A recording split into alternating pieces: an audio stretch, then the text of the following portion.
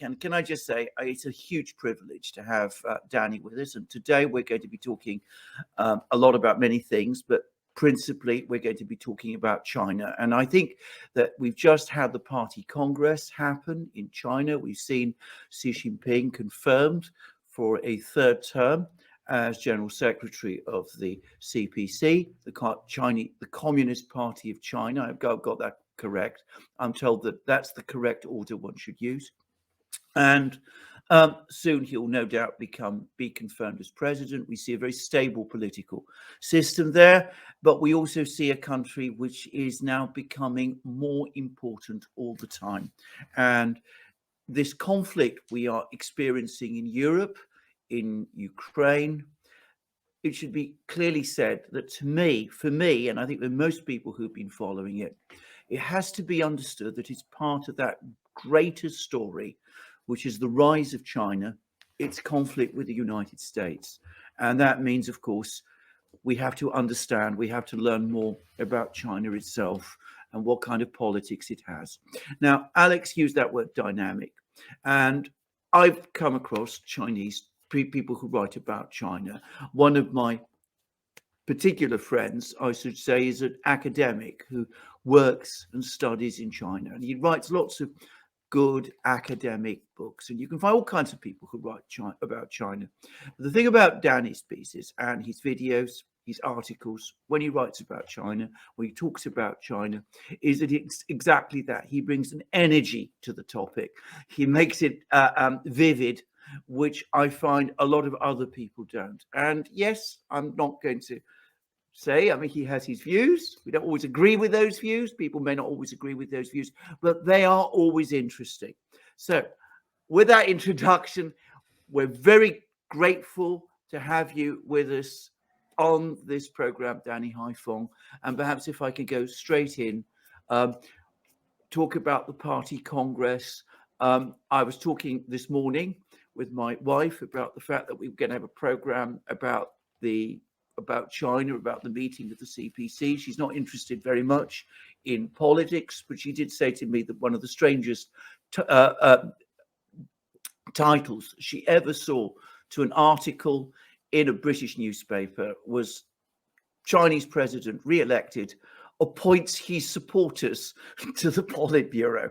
I mean, why would he appoint his opponents to the Politburo? Even she found that article on the face of it absurd, but for me, it captures a lot of that blend of absurdity and hostility that you get about a lot of the coverage we read about China. Yeah. And you talk about conflict escalator a lot on this program, and the propaganda war, I think, led by the United States and the West on China is a huge part of it, because if you read any U.S. mainstream press, Western mainstream press, these are the kind of stories that you get. You all covered the Hu Jintao fake scandal, where older Hu Jintao, he was the former president, former general secretary of the Communist Party of China. He was escorted in and escorted out, but all you heard was that he was escorted out and that this was some kind of purging, right? He was the highest official who was victim of the anti-corruption campaign that Xi Jinping has led. Come to find out, he actually voted for the Central Committee, which is one of the big reasons why the Communist Party of China was meeting for its National Congress. So these stories become so absurd. Vice also did a recent piece. Vice is a huge corporate outlet as well out here in the United States that serves mostly neoliberals. And they covered a piece in the UK saying that China was hiding secret police stations in places like real estate companies, right? Real estate businesses, that they were hiding and doing consulate services through there, and that it was actually Chinese spies and police that were hiding out there in order to steal British secrets. I mean, this is this kind of Reds under the bed kind of thinking. It's a real McCarthyist kind of thinking. That is what has been the overall basis for this propaganda war, and it does verge on the absolute absurd, but it does show that there is a lot of heightened tension, that there's a lot of anxiety about China. And I think that is where you get these absolutely absurd stories, because on real critical issues like the ones that China was talking about at the Congress, places like the UK and the United States don't really have any leg to stand on to talk about these issues, whether it is economic development overall. You were just mentioning the state of the UK and the predictions of a recession. US banks are doing that much more tepidly. But at the same time, the big five, the big six banks are also saying that the United States is headed toward recession in the next 6 to 12 months. That conversation isn't happening in China. So a lot of times, a lot of this propaganda, a lot of these absurd stories is to smear China in a way that distracts from these very key differences on how these two paths, these divergent paths that the West and that China are taking are going, and what the actual reality of the situation is, where you have a rising China, and you could lump Russia in there too, because China's success has definitely been Russia's success.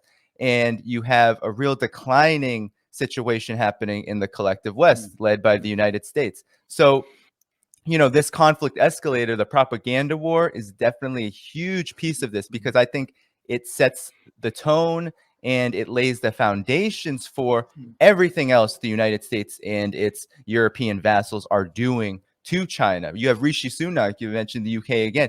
He's thinking about doing exactly what the United States did, which is close down the Confucius Institutes and the academic relationships, and to go in that direction, which only heightens tensions and only makes for a real difficult situation. Because if the UK does something like that, then economically, the UK will only continue to isolate itself as well. It's not talked about a lot, but not only is the proxy war on Russia that NATO is leading creating all of this inflation, but the US and its European partners, by trying to decouple with China, is also doing that. The United States did it in a big way by placing sanctions on key technologies coming out of Xinjiang, for example, key resources like polysilicon and things like that.